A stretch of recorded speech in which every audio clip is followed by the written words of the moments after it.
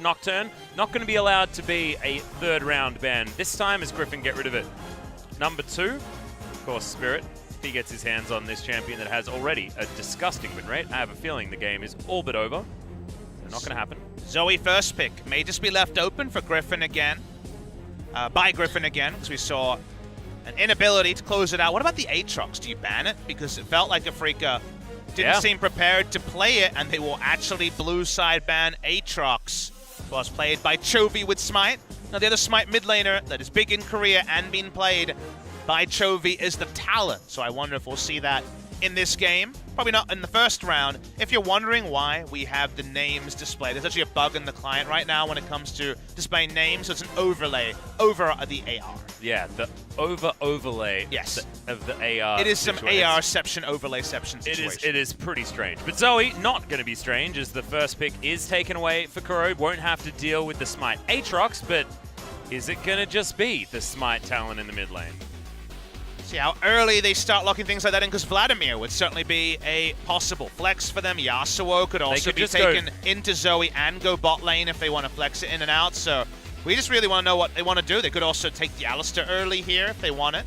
I like the Vladimir Yasuo combination as well for these first 2 picks, but going to go with the Sejuani for Tarzan.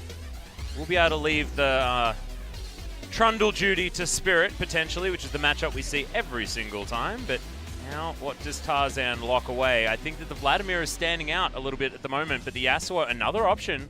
So I like the Yasuo better, not necessarily because of any disparity between the Yasuo play we see on Griffin, between, say, Chovy and Viper, compared to Vladimir, but more that the mid lane matchup for the Yasuo is a little bit cleaner into the Zoe. So when it comes to things that deal with what's already been selected, I am a fan of that Yasuo. Saw the Kha'Zix hover, a couple of people playing it in solo queue, but we already knew the matchup. You already previewed it. It's definitely going to be the stock standard. This is the Renekton versus Shyvana top lane of 2018, where we just see this matchup again and again and again. It feels like, you know, last season's NAR GP, which was like every game. But that evolved, and I guess we kind of seeing it go both ways. I feel like the pathing means so much as, please no. Oh, God. Please no. Oh, come on. Oh, no. Well, he has to get better than some of the last games. It can't be worse than Probably that last not. Abyssal Voyage. That wasn't great. Okay, well, he's going to try the Tahm Kench. It makes a lot of sense with the comp because they have a good siege comp with the 3, but Tucson has had a real struggle trying to play the Tahm Kench this season, as the Vladimir will be locked in, so what you asked for, combo it came later. Thank goodness. Because Griffin had it available to them, it would be pretty ridiculous to give up on this level of flexibility and power in multiple lanes, plus denying the Vladimir away from Afreeca as far as the matchup into it as well. You want to ban Darius, you would imagine, in the bans, just to remove another champion that could potentially be very annoying to deal with, and a keen pick to be true. Yeah. But the Varus for bot lane power is going to be banned away. Would you ban... Okay, I was going to say Shen, but Shen already banned by Afreeca. Well, Pyke is going to be banned away here. You can understand why Griffin abandoning AD carries as well, considering the fact that Tahm Kench has been picked up. Not necessarily one of the picks that you pick with those bruises on the bottom side and sees as much power. It's possible. I mean, you know, the weird thing is here, actually Swain has been completely overlooked. Yeah, true. We're going to see Swain priority super high in other series, but crucially, given that Griffin had preferred Vladimir Yasuo over the flex Swain, and it was not seeing it. Of course, Swain was, in fact, banned last game as well. I mean, it was our second ban in the first round, so... Swain, very, very powerful, not in this draft. We saw the Alistar ban coming a mile away, because if you're banning Pyke, might as well ban the Alistar. Get into the dregs of the Lehen's champion pool. See if he has something to show us. Could go ranged in the Soraka, but then I imagine Spirit will show up with a pillar, and that might be sad times. Yep, the Gragas is available, but also the Soraka here as well. And if we're going to Lehen's champions that he's played, Soraka does make the most sense, and it feels like that champion pool that we were pinching is, or that we were thinking that they were pinching, is certainly coming to fruition here. I want to see what Griffin do, because with this draft, I think you have to go bot lane and invade the Trundle and stop a level 2 gank on the Soraka from Red Star. Now, we saw already the carry Vel'Koz being played by Deft. Yeah. Back at... And it was damn Rift Rivals. It was, and it's very likely to be the champion here. Always outside chance to say bot lane Zoe instead, but that was only in one game of Funnel. So probably going to be back on that carry Vel'Koz. Honestly, Soraka can be very predictable in her positioning to get star calls off, and then you get a knock up and death from the Vel'Koz post 6. Yeah, could be really scary. However, Soraka Vladimir, if that's going to be the lane, is one hell of a lane to run into, as Kane, he's got a taste of the Mundo, and then he's heading towards... Oh, no! It's the Gragas, and most likely for Keen on the top side of the map. I'm a big fan of this over the Mundo, because if you Mundo, you get Darius'd by Sword, and you have a bad time. Whereas the Gragas is a lot more balanced champion, has an escape, is very, very stable and nice. It's a top lane Gragas. However, the sad point there is, why not just pick Mundo into the Gragas and have a farm lane, and then eventually the Mundo is going to run at the Vel'Koz, and Vel'Koz is going to have a sad time. Exactly. And also, Mundo plus Soraka is one hell of a filthy combination of champions when you get to the later stages of the game. But it's an interesting draft here from Griffin. They do have a lot of power in their mid and 80 awesome dude position. We'll see how they navigate the later game team fights, because it feels like a very bruisery, brawly type composition this time around, with a lot of finesse in the hands of the Afreeca Freecs. I feel like if you play Vel'Koz perfectly, you win this lane super hard, but you're asking Kramer to play Vel'Koz perfectly with, with guessing less than 10 games of Vel'Koz. Is a very new pick, probably inspired by Deft at Rift Rivals, maybe scrims around Rift Rivals, but no earlier than that. Very interested to see how he goes, because it's a big range advantage for the Vel'Koz, post 6 especially. Yeah, and we know that the supports especially were having a lot of conversations at Rift Rivals about how to beat the LPL teams, how to get themselves into the best position possible. A lot more communication in 2018 than there was in 2017 when it came to Rift Rivals, so I have a feeling that you're exactly right there, Papa, that they would have been certainly discussing. A lot of magic damage on the Afreeca side as well. They got the matchup, but is it at the cost of overall 5v5s? Doesn't always matter. You can try to snowball. A snowballing on Griffin, that's going to be tricky. Yeah, and if you have a look at the lineup here, I mean, all of the CC that is available for the Afreeca Freecs, on top of the fact that they have so many champions that can be very squishy if you get on top of them. When I was talking about finesse, it's going to be all about where the cask is going to land and where all the CC is going to come from. But ladies and gentlemen, game 2, it's upon us right now. Can Griffin get the 2-0, or are we going to get 3 games? Let's find out.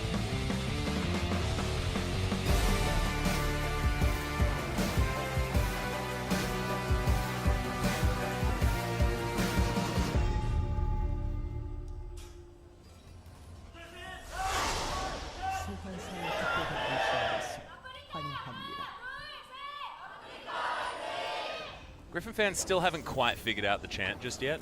You know, it's all very new. They figured out League of Legends as a team, so that's pretty good start. I think the fans can fall in line later. Yeah, I don't think they're as important, I guess. Well, the fans are, of course, very important, don't get me wrong. However, the Lehans fans have been off the chain in terms of science. Very nice Shen there. Not sure what the lighting's going on, but it was a cool sign, we can promise you. They would have been up the back. Unfortunately, they were up the back. Ah, yes. So we do have the second tier where things start to fall away in terms of lighting. It was a great one. Saw that one over at the Gangnam Stadium in terms of Lehans signs. But my big query here is, how do Lehans and Griffin deal with the fact that taking red buff into ganking bot is the freest choice ever? Because even if you get the flash out of the Soraka, killing her with Tahm Kench Vel'Koz is pretty easy. Yeah.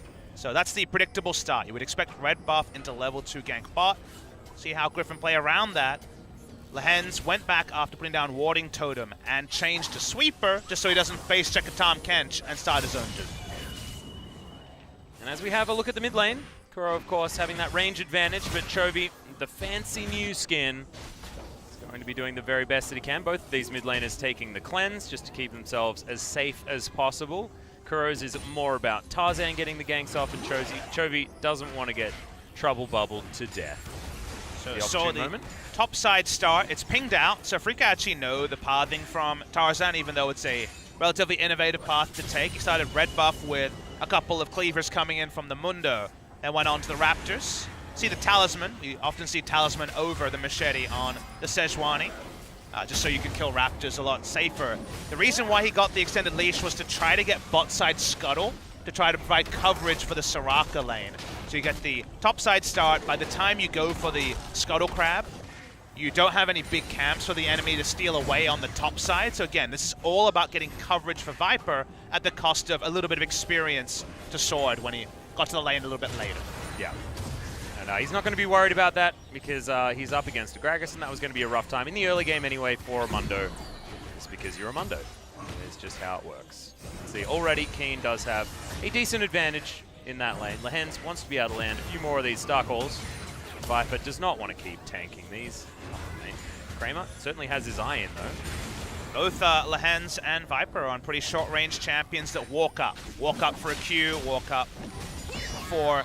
both of them, walking up for a Q is pretty predictable. Yeah. It's pretty easy to hit them with those spells, assuming you have the prerequisite experience on the Vel'Koz. And just like with the Kled, I'm sure we're going to see some interesting Vel'Koz players. Spirit's mid lane. Yeah, but so is Tarzan. He's going to show himself now as the exhaust comes down. Of course, that was a spell thief, and Chovy, the wind wall timing was beautiful. Nice, he played Skirmish. I see plenty of Gragas. Feels like Gragas, Kled, Vel'Koz bot. These are the new things, the new tech that we're seeing around the LCK. Lots of super carry Doinby impersonators in solo queue. Faker among them, trying to pick up on what did so well for the LPL squads. The Gragas was a Keen exclusive in terms of top lane. The buff to Gragas was listed under the 813 small changes, but it's actually had a really big effect on the meta. Gragas top lane hasn't been seen for a while. Having a static cooldown that's quite low on the W, and also hitting the 50 extra range makes trades for Gragas so much more reliable because you don't have to hit a barrel, and the barrel already had pretty low base damage, so an auto trade is a lot higher when it comes to instant trades. Yeah, just mechanically as well. I mean, it means you can auto trade until your opponent wants to walk away and then bop him in the back of the head. Very, very easy.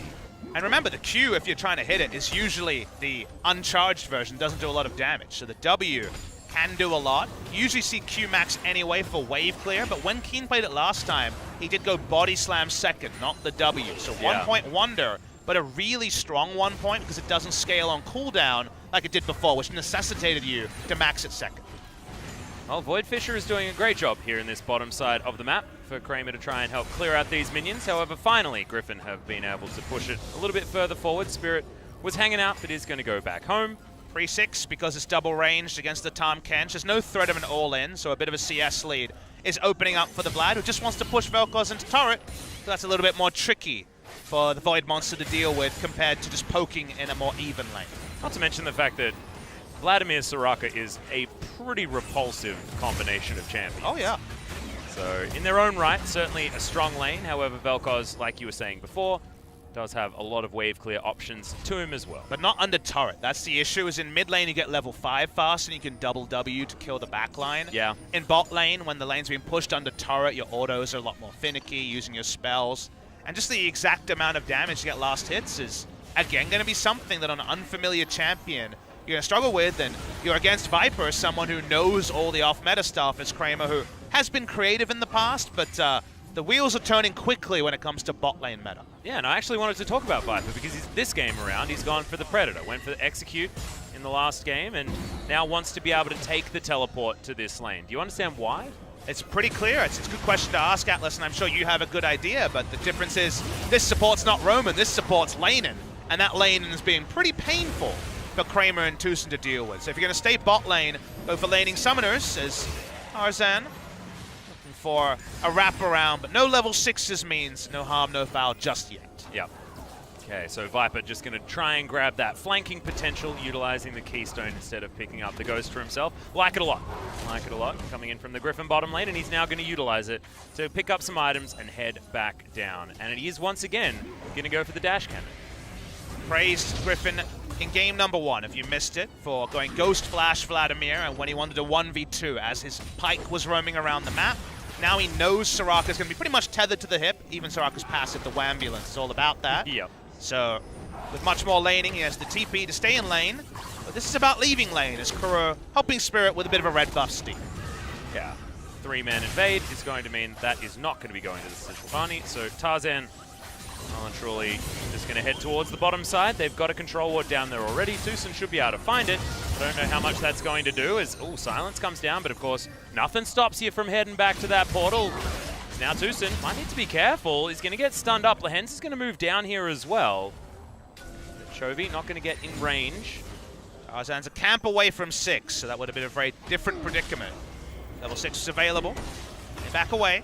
Top lane's going to be a farm fest. Sheen and extended range W is actually another reason this top lane Gragas is powerful, as the trades are very one-sided.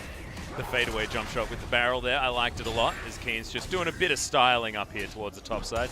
You need to have as much fun as you possibly can when you've got Gragas versus Mundo. Oh, goodness. But lack of kill pressure on Gragas is an issue, and no easy ability to build grievous wounds in the lane is also an issue. So item timings here. The first item is going to be really big. It's not going to be a Morellonomicon. Be funny though. But for the 1v1, you know, you want that Executioner's Call and the cheeky early purchase, and that's just not something available to Gragas. Right now, Keen, it looks like he's building towards a Trinity Force, but it's not going to be. It's going to be Iceborne Gauntlet, and potentially something like a Spirit Visage. I hope it's a Trinity Force. There's a chance. That'd be damn cool. Trinity Force Gragas happened for a hot moment there, way back when. Was that around the same time that Trinity Force Alistair was a thing on the top side? No, this is much later. Oh, okay. Trinity Force Alistair, good memories. Beautiful memories. When you throw on the IE as well, like it was in Season 1 and Season 2. Yeah. The big 1-2 massive crit bop. Oh, baby. Absolutely fantastic. But we digress. Bottom lane still absolutely fine for Griffin as they're parking it down there. Tarzan will be able to clear out his Krug camp, but he has been suffering just a little given the fact that Spirit now has his Tiamat. Can farm out these camps very, very quickly, get himself around to where he wants to be. Troll Ward sticking in bot side around the red buff. I believe Spotted Spirit walking towards the Krugs. Yeah, they haven't checked that one for a while. A bit sad. That's a cheeky one that's been around for a while.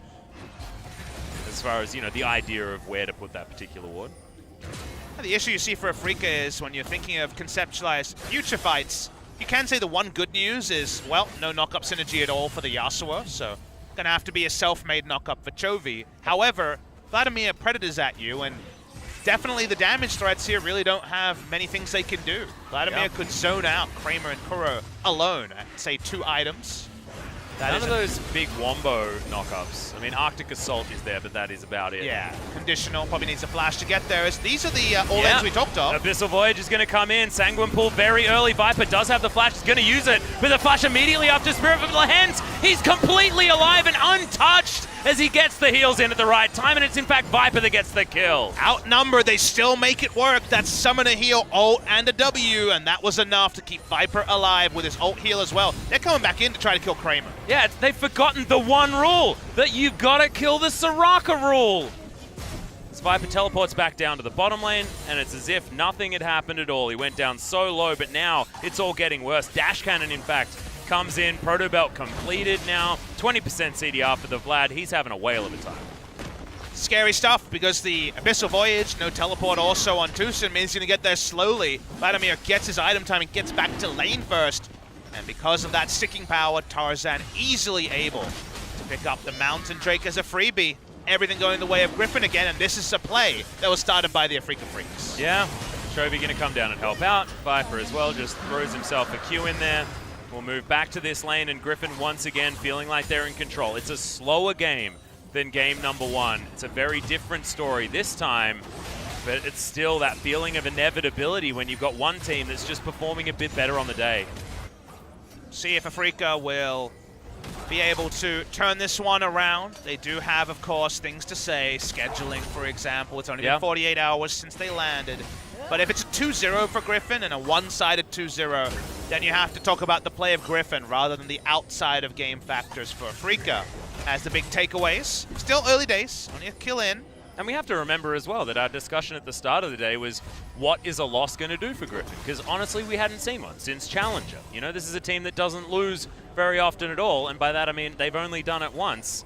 And how do they bounce back? They bounce back by decimating Afreeca in game 1. And if they can get the 2-0 here against the team in touching distance to them on the ladder, that is huge news for the squad.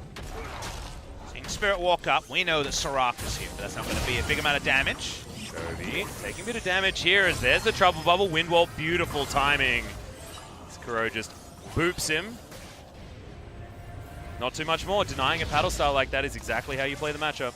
I do love the fact that you bring up what does a team look like after a loss, because we've seen so many times in LCK history that's a very relevant question. Think back to Peanut early in his career when he finally made playoffs. He'd only played 2 best-of-5s in his Rocks Tigers year, and they were both finals because the team had qualified first. And we saw that he really struggled in those scenarios. Keen might struggle in the top side. Body slam, about the maximum most range he can get, and gets himself through that wall, but Spirit has to dodge briefcases, and Kuro hanging around here. Nice. Chovy's gonna come in. Yeah, you got the barrel to boot back sword, but he does have the ultimate available to him, but there's grievous wounds. The wish comes in, he's got a stopwatch as well, and now finally, Chovy gets in, that's the Arctic Assault, and they kill the Gragas very quickly. It's a 1-for-1 trade, and the rotation is there from Afreeca, but is that just more kills? Disintegration Ray comes down, silence is too late as Chovy eventually falls, and now Kuro gets the cleanup. Afreeca even out the kills. Afreeca able to clean it up because they send up Kramer and Tucson. The Abyssal Voyage gets them there, outnumbered. The Vladimir stays bot lane. This time we thought Griffin had bought enough time to get the Yasuo online, but in doing that, they opted into an outnumbered fight. They just couldn't win. Yeah, as well as the fact that, yeah, Viper didn't have his teleport, so he's on the bottom side of the map, and that means Afreeca Freecs get themselves the 5v4. And it's all about what's happening on the minimap. We were, of course, focused on the champions. Notice that Vel'Koz and Tahm Kench are walking up super early. Vel'Koz had teleport, but wasn't going to use it until they understood where the fight would be.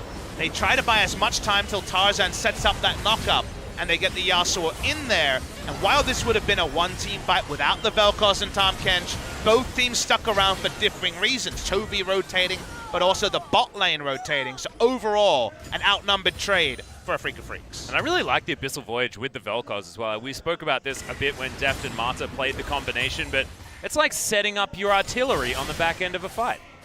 Well, Kramer got a Super Soaker. That's pretty interesting. Okay. I was not expecting anything other than Ludens, but we do get the GLP coming through from the Vel'Koz. Not as crap as when it first got readjusted. I think usually I try to err away from words like crap, but the GLP on release was so much worse than Archangels and Ludens. It was hilarious. But now it's just another target acquisition tool. I feel like the enemy is already so predictable that you don't really need it, but if it's a one rotation thing, could be useful. Yep, I understand. Also giving yourself another disengage option, theoretically, if someone's you think about running at you. When are you really using it in a fight? Usually you use your poking abilities and you're rooted in place with your ultimate, so threading in a GLP is kind of strange. So usually Archangels or Ludens is the expectation. But Kramer does it a bit differently. We'll evaluate as the game goes on whether it was the right decision. Yep. Still, yeah, haven't seen it to see whether it actually works or doesn't. Is Redemption going to fly forward? Griffin getting softened up a little bit here as Shelly's copping a beating from Spirit. Watch the Predator from Viper, not used yet. Watch the fact that Viper is in this fight as well. That's going to be what makes all of the difference as Griffin tanking a bit of damage onto Tarzan as Chovy and Sword make their way forward. Keen does find himself the ult, but it's not really the one that they want as they're still holding on. Into the backline goes the Vladimir, and the dash cannon secures the kill. The Wish, they're at perfect timing yet again, and Kramer this time, disintegration rate isn't what we wanted. Tarzan picks himself up the Eye of the Void, and now Sword is just chasing Keen to the ends of the earth. Oh no, don't worry, the phone call got to be a little bit important, so he allowed him to go. Keen gets his nightcap. He wanted a couple more drinks before bed, and he'll even get to recall instead of being dead. Happy times for him. That was a very nice flank by Viper. Yeah. Nice positioning, but of course the AP value's not there and only a level 1 Hemoplague. But his job is to zone, and zone he did. It's precisely what he managed to get done, and this is what happens. I mean, that spells the difference between Kramer having safety to use the disintegration ray where he wants, and Kramer being either dead or running away. And that's exactly what the Vladimir needs to do, and exactly what Griffin were missing in the last fight. We don't want to finger wave too much, but notice the GLP was not used in the fight. So we'll wait and see. We'll continue to evaluate. We're glass half full here. We give people the chance. Like Korean solo queue, you and I now know that you can lock in whatever you want. But if you start feeding, people get real mad. Yeah. This was before the meta became lock in whatever you want as a rule. Yeah, I find it weird now talking about it because you're like, yeah, no, everyone completely understands. It's like, well, I mean, Heimerdinger bot is now meta, so. You can play your Rumble support, just don't go 0-3-0. Yeah. And as soon as you do that, it's your fault. You're flamed to high heaven, and it's all the worst. But I mean, you could be playing a meta champion, the still same thing will happen. Oh, solo queue in Korea. 2 items onto Viper. He's got the Spellbinder and the Proto Belt. He's ready to go. He's committing. This man's bought the ring, and he's ready to go. Just needs to hop down on that one knee, I think. Chovy as well. He's got his Phantom Dancer, but see what he decides to build into next. It's a Bit of an interesting purchase of the longsword. Last time we did see the rush of the Infinity Edge in our last game, but we've also seen Yasuo's recently that didn't even buy Infinity Edge until item number 4 or 5. Yes, Derek's can be rolled in there. Guardian Angel second can be rolled in there. Very much a team effort when it comes to damage dealt by Griffin. Predictably, Kuro does things on Zoe with the poking. Tarzan so far has out-jungled Spirit pretty significantly. He's been ahead of the play this game. Not really any scoreline implication to that, but we've seen Trundles run all over Sejuani's. But the best thing about this matchup, sadly, it doesn't provide the fire that people want from Kindred or Lee Sin in the Lace matchups in the past. But usually the person who paths best gets a big lead while the enemy kind of just has to shadow them, and they're kind of boxing with shadows if you're second to the top lane, second to the mid lane, if one of these champions gets going. Well, you can see Tarzan certainly had a decent time of it so far. Lahen's taking some damage here by the geometry that Kramer is able to throw out, and the siege is on. Tarzan is going to deny it. Wind Wall available from Chovy as well, which can be very important, stopping a lot of these projectiles. Pharaoh with about 1/4 left. It's about a minute to work out where he wants to use it. Might try and time it with any sort of a Drake start. Actually just looking for the Afreeca Freecs here is Tarzan. Very risky. aggressively They don't positioned. have control wards here. This is actually controlled by Afreeca, and yet just reading the scenario and looking at where the champions are. Feels safe enough to walk up. He was close enough to Viper, who's now hit level 11. So rank 2 Hemo Plague online, and certainly something that needs to be respected by the Afreeca Freecs. Does seem like Sterix will be the choice by Chovy. Yeah. Doesn't want to be popped and blown up, and knows that getting a... if you have no help when it comes to knockups, you're probably going to have to brawl for a while to get a last breath, so why not live a little bit longer is kind of how Chovy's looking at it. So don't mind the pickup, even though we're trained to think anything other than IE and PD is some sort of lame choice. Well, I mean, now that the IE has been changed, it's a little bit of a different story, because it feels bad going 120% crit for the no extra value being picked up. But I completely understand, you know, it's just those two items that you definitely want, like Callista delaying the Hurricane as well as the Blade of the Ruin King. Shelly sets herself up. Wait, let's hold the point. Ultimate's going to fly forward. Tucson taking so much, has the Grey health, but Shelly's just going to take down the turret. I feel like that was almost worth it just for that, because it's going to be very, very close to dead. Now Kramer finds himself a good ult, but Keen is going to knock them away with his. It was a decent dash. The Windwall was a bit late there, so the CC did register, but not enough to get a kill. Don't think Lahen's can keep everyone topped up, so nice siege here for Afreeca. Yeah, this is what their composition certainly can do. With all of the poke flying in, and they just brute force the outer turret in the mid lane. Completely even gold right now as Lahen's takes so much damage. The heal has to be used. Flash as well. As Viper just runs in on his own. Hemo Plague's going to give him back a whole host of his health bar. And now Tarzan's looking for its sword. Comes in with the teleport. You felt like maybe it was Viper just on a one-man effort, but of course not. This is Griffin, and it's always a team effort. They've got 2 so far, and everyone's running away. They'll grab the turret as well, and Afreeca Freecs a little bit too far forward. Turning that one around when the siege seems set up for Afreeca is a quintessentially Griffin move.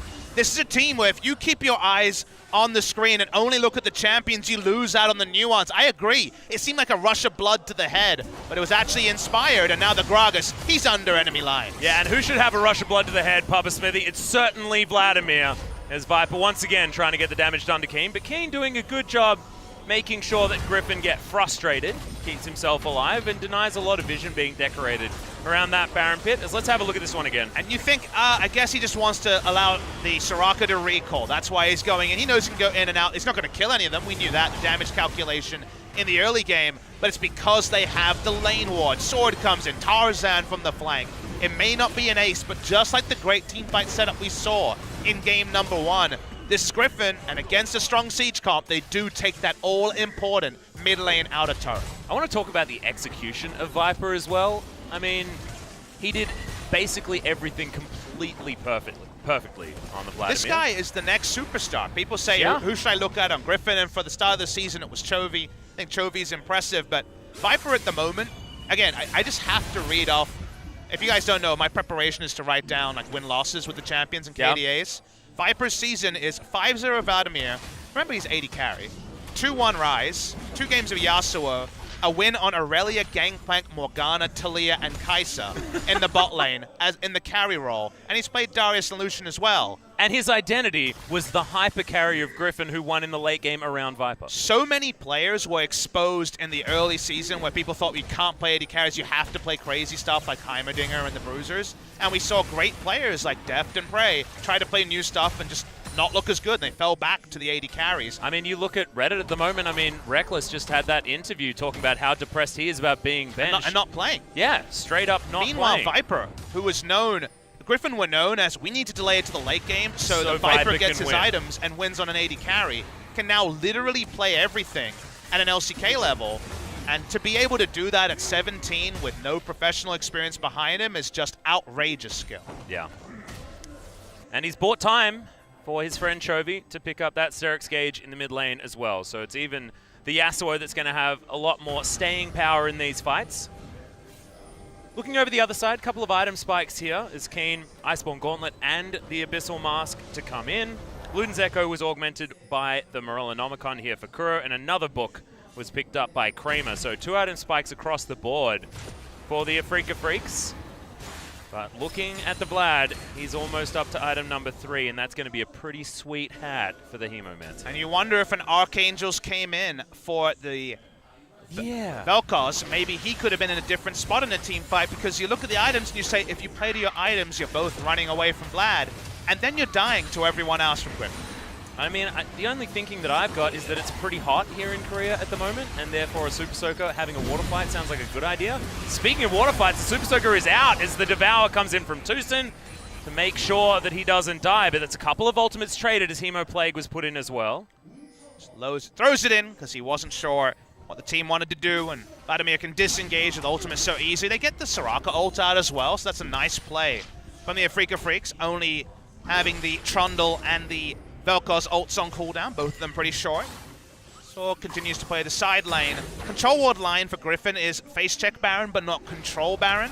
So finding a way to stick on the map a little bit should be the next objective for Griffin. Yeah, also to understand where all of that vision is available, but all of the river vision for Afreeca Freecs certainly making them happy boys, as we're going to illustrate it with our observers as well. It's all about playing towards your wards. The wards on the enemy team were to set up bot side, but because everyone fully disengaged, Tarzan gets the scuttle anyway. Control ward sticking on the Baron that right now Griffin don't feel strong enough to face check. Getting ability to fall back to an objective like Baron for a team that's really looking about the Viper flank. That's kind of how they really shut down this enemy team, is with a flank play. Yeah, also catching Afreeca Freecs in a position that they don't want to fight in, right? When you've got a Vel'Koz, it's all you need to talk about. Just think about it as having a trebuchet, you know? Trebuchets don't work so well in melee. And you just have to think about additional variables because it's Vel'Koz. Like, against Rumble, don't walk in a narrow choke. The Equalizer will kill you. With Kramer, it's don't allow him to flash into, say, the Raptor Pit, and then just unleash the ultimate with Terrain to provide him with the sort of coverage that perhaps his team won't be able to do. So there's always little extra variables with some of these champions. Zoe and Walls, another one. Yep, Kuro not going to be able to find the Paddle Star onto the Trouble Bubble target, though. Therefore, not going to get maximum damage. Keen going to rotate up before Sword, but he has his teleport available. Tarzan spots out the Fat Man. Timing's so important. Remember, Chovy, like we mentioned, has very limited CC set up for his ultimate, and if he does no damage, Vladimir won't do enough to kill the entire enemy team this early. So it's very much about how you approach these fights. Very much about what the Sejuani can do as well, talking about who can set up that last breath. Right now, Griffin just doing the best that they can to give time to this Mundo. Flash comes out of Tarzan, though, to get out of the way of the ult from Keen, which has a very short cooldown, especially given his build that he has currently. Now has to move down to the bottom side of the map yet again. Good flash. If he had gone for the Q, it would have been too slow and he would have been knocked back. So flash for safety there. Or into the wall as well, which is equally as bad as Trouble Bubble. Remember, this is a piggy without the flash. Geometry not going to find the target as Afreeca Freecs getting frisky. Sword, he's gone back to base. Now going to join the rest of his team as ultimate has to play out. Tarzan needs to get out of here, but he can't. Kuro picks that one up, and Viper tries to go for the flank yet again, but this is not what we wanted. Flash over the pillar, immediately answered by Spirit, but Hemo Plague gives him back a whole bunch of his health bar, and even has the Crimson Rush to help out as well. Meanwhile, in the backline, Tucson taking so much as Chovy, skirting this fight. Viper somehow still alive, as well as Sword gets himself to exactly the position that he wants. And Kramer doesn't have the Disintegration Ray available yet. as well. My God, I don't know how none of Griffin died apart from Tarzan. Because everyone was trying to DPS down Viper, who has self-heals aplenty, and a Soraka next to him. They can't kill the Soraka. That's the struggle, is they want Chovy. Yeah, it does have the wind wall. Successfully dodges the trouble bubble with Nobody wants Sword, to be clear. No, they just walked past. He's like the guy in the station who's on the phone. You feel awkward because he's talking really loud. And you're like, oh, you talked to me? Oh, no, not me. I'll walk past. This is forever alone Mundo, because he's built the most magic resist ever, and the enemy team only does magic damage, so yeah. They have no threat on him. This is good play by the side of Afreeca. They take advantage of Vel'Koz's threat range. Viper doesn't go in at precisely the right time. He's a little bit late, so you assume he's going to die, but let me introduce Vladimir Soraka for staying power. I believe he took about 5,000, 6,000, 7,000 damage in this fight and still didn't die. I think he took because 5 nobody's of his killing the health bars. Soraka. Yeah, and that's what happens. Don't kill the Vlad. He doesn't die. We learnt this in Bronze solo queue when, 10 years ago. Whoa. You were playing pre-release 10 years ago? Yeah, pre-release. Got my hands on it in Australia. It was 700 ping back then. Well, I played on Western Australian internet, and that was 230. Oh, that's true. That was even worse, wasn't it? I lived that life. I really wish this was damage taken chart, because Vladimir would have been off the charts. Yeah. We weren't kidding when we said, 4 of his health bars did get taken by the Afreeca Freecs. And you know what? DPS. He has 1,000 gold lead and a really sweet hat, so the diving the backline, accidentally killing Kuro and Kramer situation. Level 16 comes in, it's probably unlocked. For the fact that Viper has been literally diving into the backline, putting his face into the enemy team so often, to have not died this game is absolutely ridiculous. Still, we can't just be one note. He was too late when it came to the fight because Afreeca was being proactive. And all we've said this series, we want to see to the aggressive the spoils. Let's see the aggressive moves pay off. Afreeca were able to get the single pick. They can't get the objective, though. But the objective turns with the Trundle Pillar and the Trouble Bubble are very strong for Afreeca. And once again, they have the Baron control that kind of makes Griffin pretty frustrated, because for now, they're being corralled into the inner turret. They've got the wind wall out of Chovy here as Afreeca Freecs setting themselves up for the siege. Kramer, the only bad thing we've really had to say about him is his build choices with the Soup Soaker instead of an item that we would normally see on a mage. He's been good. Yeah, he has. Been able to get into the right positions, hasn't died yet, and Vel'Koz certainly susceptible to dying. And when you've got a team that really wants to dive you, I think he's passed the eye test so far. You can understand the natural kind of setup for a Vel'Koz, because I guess you kind of play it like your Jhin in many ways. Yeah, when do you set up your ultimate is the only real question, and you just have to know threats. And Uzi always said it best when he talked about the fact that you need to know all your enemy cooldowns. Once you no longer have threat on you based on the enemy's CC and interruption, that's when you ult. And so far, Kramer has been very good in that particular amphitheater. Now has himself a Banshee's Veil as item number 3. But speaking of 3 items, Chovy has an Infinity Edge. So if we can set up this Yasuo to get the work done, what has been a pretty quiet performance from Chovy so far, it's been about the Viper show for Griffin, certainly could turn around. Speaking of Viper, he's going to move off his top wave. And I think we're at the point where if Griffin run at the enemy team and hit their buttons, they should win. It's just the setup to actually getting there is hard. They need a flank, they need vision control they don't have. They have item timings now. I feel like we've tipped, but it doesn't matter if it's a 5v4, if one person is pillared and Trundle ultimate and died. So there's definitely a lot of counterplay for Afreeca, but if we just decide to ARAM 5v5, I think the items in for Griffin is Tarzan. Yep, knockup's going to come down onto Spirit, and he's dead. Chovy easily picks that one up. His new golden sword, certainly very useful in that regard. Devour is going to get Keen out of there, but the damage has already been done, and Griffin, they're going to run straight to the Baron. There ain't no smite on the map this time around for Afreeca Freecs. Real hype killer there. Spirit just face checks the brush. You can't afford to. They don't own that vision anymore. He goes down, and because it's the smite, this game could just be decided by this Baron.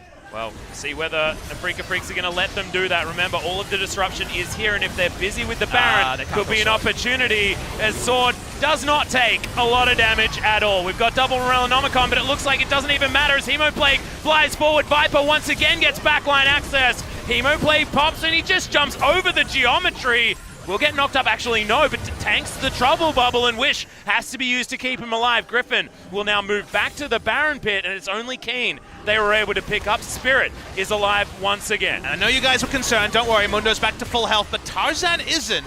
And if the Zoe keeps poking, here comes the TP. Yep, teleport is going to come through. It's going to get Kramer into the fight. can set himself up as he gets very, very close to Griffin, who are now losing their health bars. And I don't think that they can get this Baron at this particular point in time. Sword avoids the knock-up. Super Soaker goes completely wide. And Afreeca Freecs, they were actually thinking of heading over to the Baron. Now Griffin trying to turn this one on its head. Do they have the cooldowns back off and available, though, as Hemoplague not up? Last breath could potentially be in here as Chovy flashes himself out of the way, and who's going to overextend? It's going to be Chovy, as it's Kuro that dives into the back lane. Ultimate is going to come down as Griffin still want the fighter's Sword, just wailing on top of them. Now teleports to fly in, and Sword, despite the fact that he's basically unkillable, he does not have a team.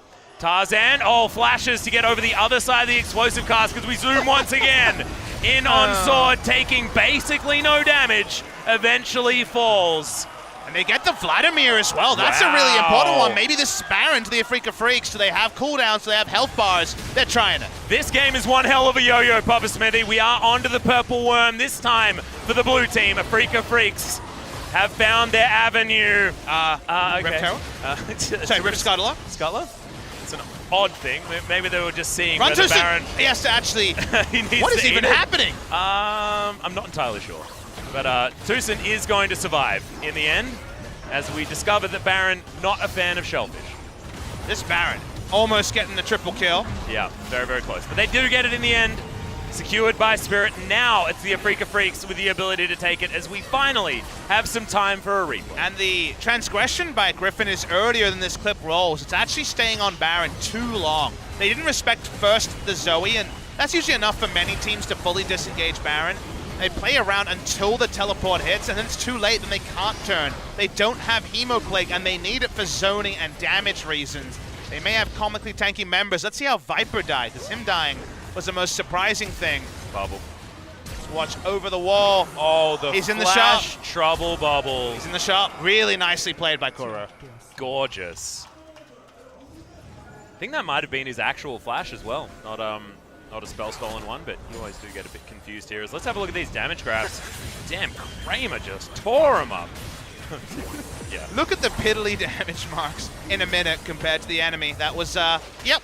Griffin not dying, but sadly no exit plan was a pretty costly one for them.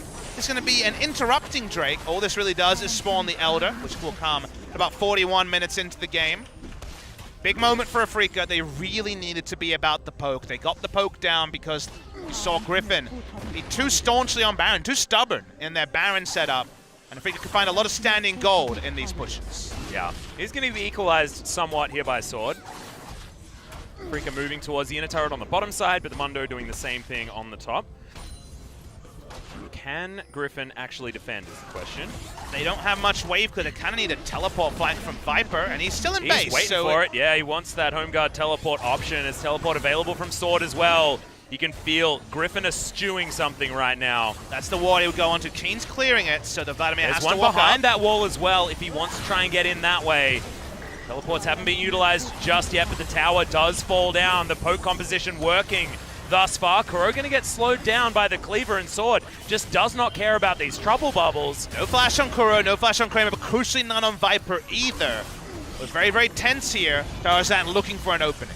And we know this is what Griffin want to be able to do. There's no Baron that's beating them down this time, as they're trying to set up for the dream play. Sword is going to walk his way forward. Sadism still available, remember, so this damage doesn't really mean anything at all as Viper finally makes his way around. Will the Hemoplague be there? Oh, God, Spirit! That was a beautiful pillar, but the knock-up is going to be in there. Tucson saves the Gragas as the Wish is down as well in the fight. It's just taking so long. Lahan's already out of it, but they picked up Keen on the back end. It's a double as Kuro falls, and Spirit just prolonging the inevitable. Sword grabs another one off that, and Griffin, you can never count him out in a fight. Execution on both sides, very good, Atlas. The pillar there was so clutch from Spirit because Viper didn't have flash to flash over it, only got it afterwards.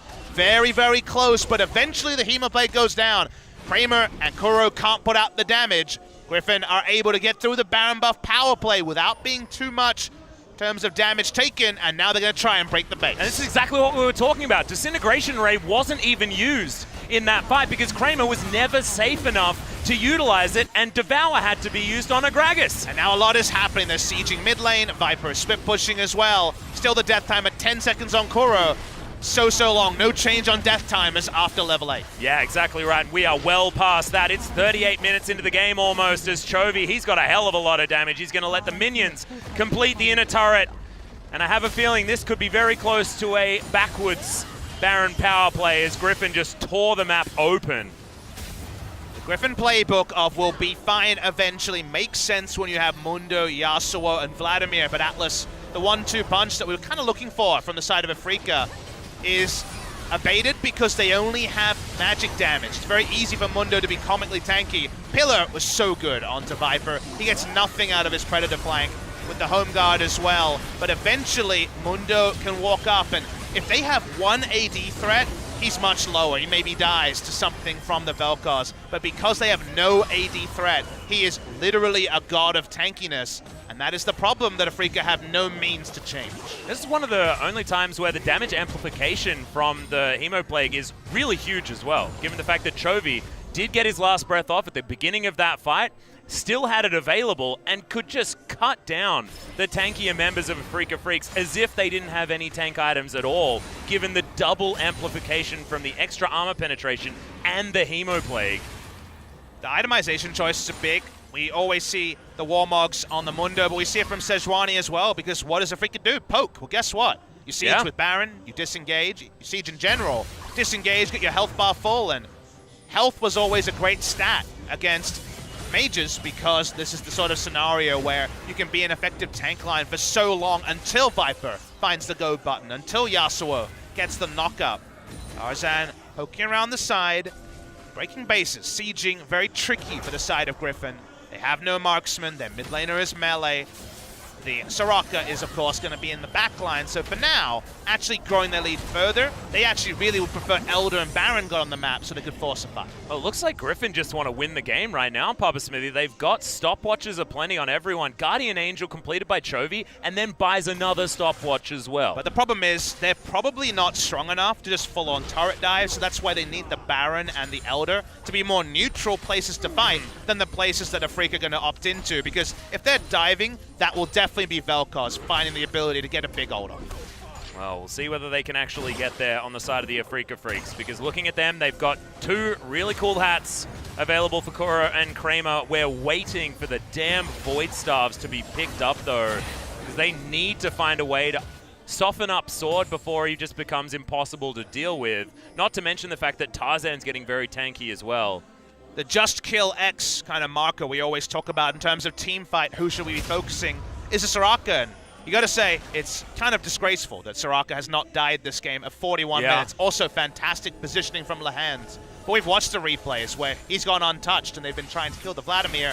Sadly, they're not going to get to the Soraka in the next fight. She is going to be way down the back. And if she lives, it's hard to see through double Warmogs, through GA, through Vladimir as a champion and the Zonias he has, how they kill somebody. Well, Sword's got a dang Gargoyle Stoneplate now as well. This is the most magically tanky Mundo I have ever seen in my entire life. Look at him. He just does not care. I try not to look at him. It's, yeah. It's depressing. It's like he's, no, I'll get to you guys in a minute. You can do your damage if you want. And he just walks at whoever he wants. They want them to walk through a choke, and then you best believe Vladimir is going to be very interested in RSVPing to that fight. Yep. He's waiting to press his boots button as he's already set himself up. Predator is off. He's waiting to get in on the other side, but that's a really nice ward. But what it's doing is buying time for the Baron, though. There was no way that they could lose in that scenario. And what value did they get out of the Vladimir flank? Massive value. He disengaged 5 people because they knew they couldn't opt into the Hemoplague, and they couldn't get to the Baron. Predator for a Baron, pretty good trade. Damn right. Wants to complete his Void Staff for 6 items as well. Viper is about as strong as he can possibly get. You mentioned pick up the Elder Drake as well. That has already been started here by Griffin. It's going to be a slow one if it's just Sejuani and Soraka, but they won't die as Chovy finally turns up. Okay. All right, can we kill Viper? I'm going to go with no. Well, and that's going to be an Elder Drake. Very easily picked up. Now they get a free back. They're glowing in all sorts of different ways, be it purple, be it gold. And Viper doesn't even want to get his Void Staff. He wants to keep pushing. Well, he's got a sweet new buff, so he's feeling pretty good about the double buffs he's wearing. And with comps like Griffin have, it can be very difficult for viewers at home to see skill expression of macro or any kind of the other parts of League of Legends, because appropriate sieging and whether you get collapsed upon or siege has been a mechanic in League of Legends for a long time. People know how to watch for it. Moments like that with the Predator zoning away 5 people is macro expression, is decision-making that separates Griffin from other teams. Because we've seen many teams this season draft some sick champions that can team fight, not be able to team fight, and then just get beaten at 40 minutes by death timers. They make a wrong decision and lose. Griffin were able to get a Baron for free because of their setup. It was appropriate.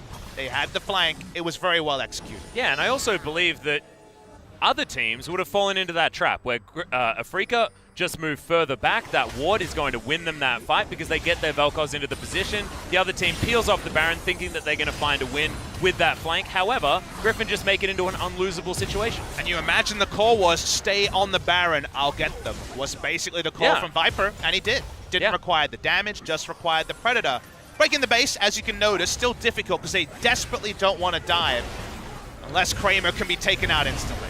Wow, that is so much damage availability from Viper, but the Disintegration Ray not going to disintegrate too much. Just did a bit of damage there to Tarzan, and Sword split pushing on the top side. No one is doing any damage to this Mundo whatsoever. And they can actually look for a dive now because the Vel'Koz ult is down, and Atlas, they don't have damage when the Vel'Koz ult is on cooldown to kill the members of Griffin. No. They don't have any damage to kill Sword, but thankfully he's not near this fight. Teleport is going to bring Viper back in, looking for that flank like we talked about. Got the Void Stuff this time. Yeah, and the mid inhibitor turret is not there. He's just going to book it right into the back line. No disintegration ray, no worries here for Viper, as Kuro may just die as an afterthought. Dash Cannon picks it up, flashes forward, Crimson Rush. So much work to be done, just goes golden with his Zhonya's, and everyone's just diving the fountain. Griffin, it's looking like the 2-0 of Afreeca Freecs.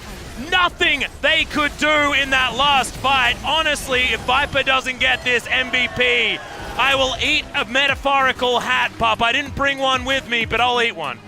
Welcome to the new Kings of Korea, different from the old Kings. The rookies get it done against the Afreeca Freecs. We saw them stumble, and we wondered 2 weeks later, how would they be able to take down one of the best drafting teams in the world in Afreeca? Outdrafted, outplayed, some great macro movements from Griffin. They add Afreeca to their hit list, and now only Gen G is a team that hasn't felt the might of Griffin in the first round robin. And if Gen G was watching this series as well, you could imagine that they're shaking in their boots just a little bit as well, because damn, that was one hell of a performance from the squad.